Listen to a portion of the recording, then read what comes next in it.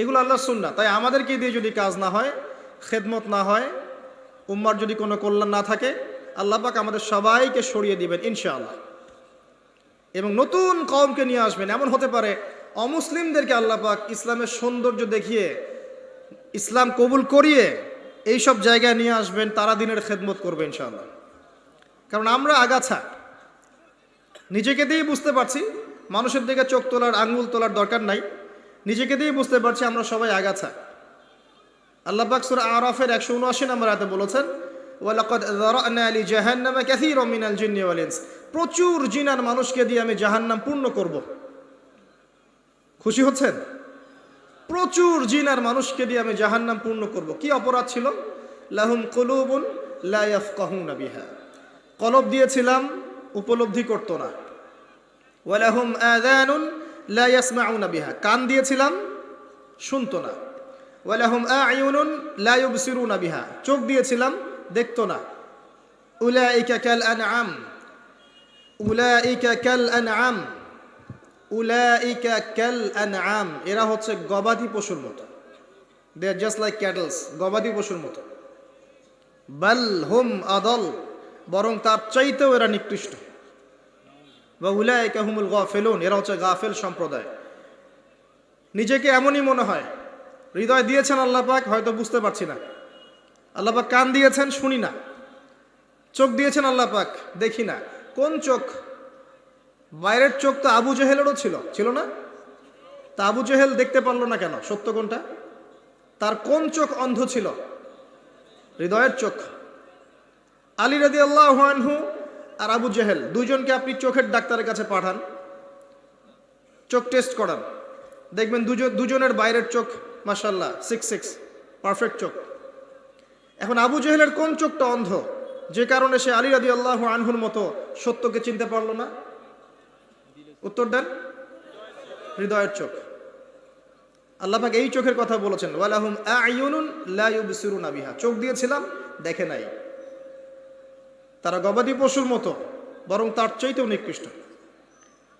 5 বার আজানের ডাক হচ্ছে, হাইয়া আলাস সালাহ, এক ওয়াক্ত নামাজ জামাতের সাথে পড়বে না, আপনি কি একে গবাদি পশুর চেয়ে বেশি মনে করেন? নিসাব পরিমাণ সম্পদ হয়েছে বছরের পর বছর, একদিনও যাকাত দেয় নাই, আপনি কি তাকে পশুর চেয়ে বেশি মনে করেন? সুযোগ পেলেই সুদ খাবে, ঘুষ খাবে, দুর্নীতি করবে, জিনা করবে, ব্যভিচার করবে, আপনি কি তাকে মনে করেন সে পশুর চেয়ে বেটার? ছেলেদের পোশাক পরে রাস্তাঘাটে ঘুরছে, আপনি কি মনে করছেন পশুর চেয়ে বেটার?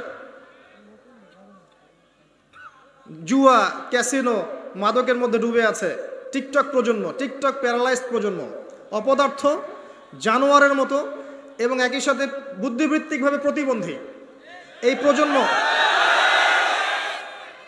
এই প্রজন্মকে দিয়ে আপনি আশা করছেন ইসলামের পতাকা নিয়ে তারা সামনে যাবে? এরা কি জন্তু জানোয়ার চেয়ে বেটার? জীবনের কোনো উদ্দেশ্যও নাই।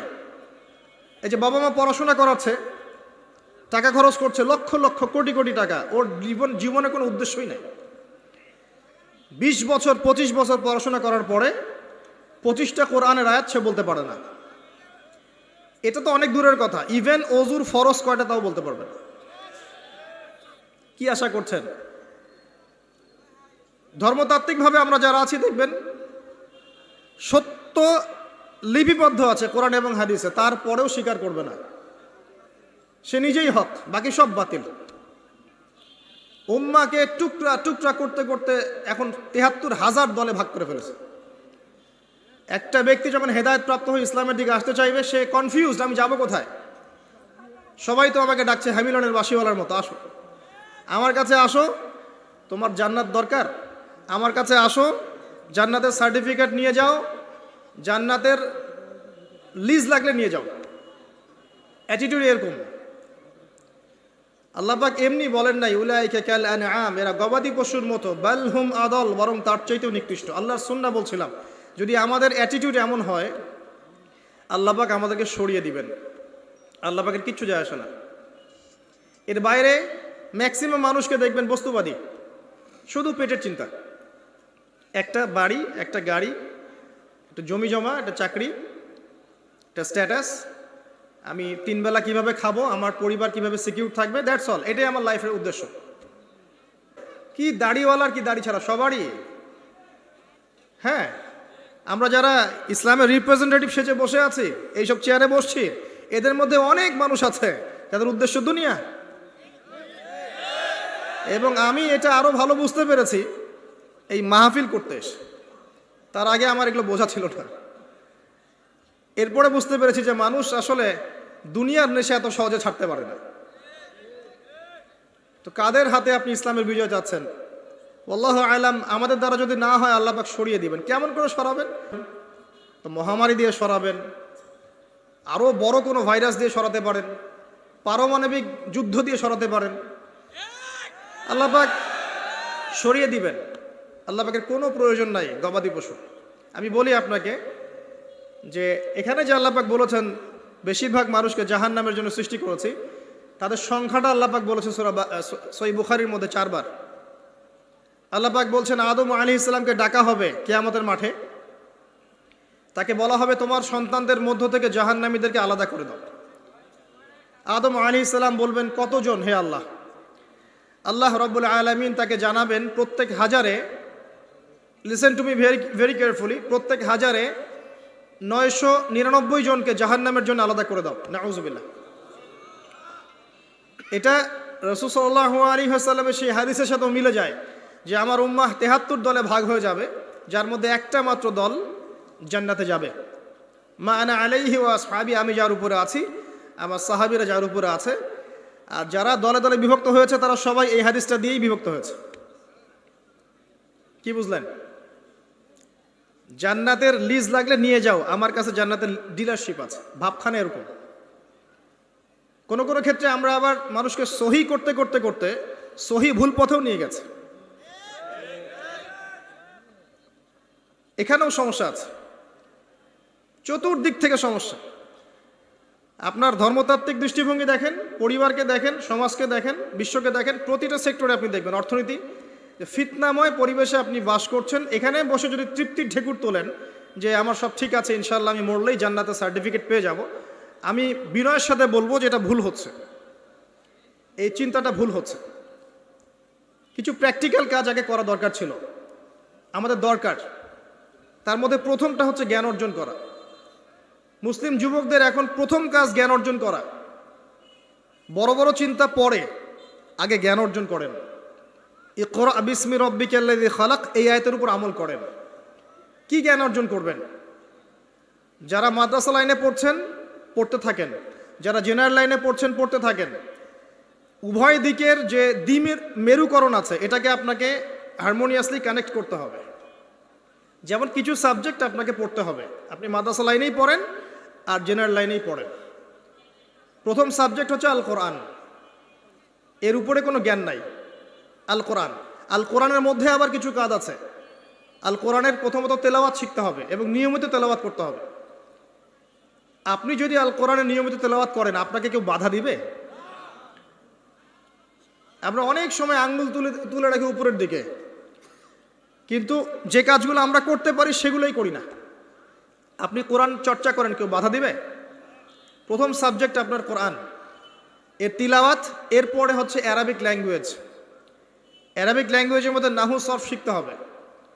মাদ্রাসার যে ক্লাসিক্যাল বইগুলো আছে সরফের এবং নাহুর, এসো আরবি শিখি, আবু তাহের মেজবা শাইখের যে কোর্সগুলো আছে, বরেন ওলামায়ে কেরাম যারা আছেন কওমি মাদ্রাসার এবং যারা অ্যারাবিক সেকশনে খেদমত করছেন, এদের কাছে গিয়ে পড়ে থাকেন। পড়ে থেকে অ্যারাবিকটা শেখেন। অ্যারাবিক শিখলে আপনি কোরআনের অর্থটা বুঝতে পারবেন। আর কোরআনের অর্থ না বুঝলে আল্লাহর নূর আপনার কলবে আসবে না। কোরআনের অর্থ না বুঝলে আল্লাহর নূর কোশ্চিন কালেও আসবে না, আপনি খিদির হতে পারবেন না। এবং এই কোরআন কোনো সাম্প্রদায়িক বই নয়, এটা সবার জন্যে। এই কোরআন সবার জন্যে, পুরো মানব জাতির জন্যেই। শুধু আমাদের মুসলিমদের অথরিটি না, এটা আমাদের পৈতৃক সম্পত্তি নয়, এটা পুরো মানব জাতির জন্যে। এবং কোরআনের সাথে আপনাকে তাফসিরগুলো পড়তে হবে। আপনার কাছে যে তাফসিরটা ভালো মনে হয়, হোক সেটা জালালাইন অথবা মারিফুল কোরআন অথবা ইবনে কাসির, যেটা আপনার কাছে বেস্ট মনে হয় সেটাই পড়েন। আমি এখানে সংকীর্ণ মানসিকতা আর মানহাজ মাযহাবের এই যে বিভক্তি, এগুলো থেকে আপনাদেরকে ঊর্ধ্বে চিন্তা করতে বলছে। এগুলো ঊর্ধ্বে ওঠেন, আপনি পরিপূর্ণ জ্ঞান পাবেন ইনশাআল্লাহ। একটা একটা সম্প্রদায়ের সাথে কানেক্টেড হয়ে থাকলে বাকিদের কাছ থেকে আর জ্ঞান পাবেন না, ফুল স্টপ। আপনি একটা সম্প্রদায়ভুক্ত হয়ে গেলে আপনি বাকিদের থেকে আর জ্ঞান পাবেন না। আপনার কাছে মনে হবে এটাই চূড়ান্ত হক, এর বাইরে কোনো হক নাই। কিন্তু আপনি যদি নিশ্চয়ই বিমানে চড়েছেন কখনো, যদি আপনি ফ্লাই করে থাকেন উপরে, উপর থেকে জমিনটাকে দেখতে যেমন লাগে, আপনি আকাশে আছেন, এখন জমিনটাকে দেখেন কেমন লাগে, আপনাকে ওই জায়গা থেকে চিন্তা করতে হবে। আপনি সবার উপরে ওঠেন, বাহির থেকে সব কিছুকে দেখেন, তাহলে আপনি বুঝতে পারবেন কার মধ্যে কি আছে। কোন একটা ঢুকে গেলে আর বুঝতে পারবেন না এখানে কি সমস্যা আছে, আপনার চোখের সামনে পর্দা পড়ে যাবে। কথা কি বুঝতে পারেন? আল্লাহ বোঝার তৌফিক দান করুন। কোরআন শেখেন, তাফসীর পড়েন, আপনি ফিকহি বিষয় উদার হয়ে যান। এখানে কোনো সংকীর্ণতার অবকাশ নাই। ইসলামের বৈচিত্র্য ইসলামের সৌন্দর্য, ইসলামের এই বৈচিত্র্যটাই ইসলামের সৌন্দর্য। কেউ যদি বলে যে এই দল এটাই চূড়ান্ত হক, এর বাইরে হকের কোনো মানদণ্ড নাই, সে ডাহা মিথ্যা কথা বলছে। ফিকহি বিষয়ে সাহাবায়ে কেরাম উদার ছিলেন, যাদের কাছে যতটুকু দলিল পৌঁছেছে অতটুকুর আলোকে তারা তাদের দল বানিয়ে নিয়েছে।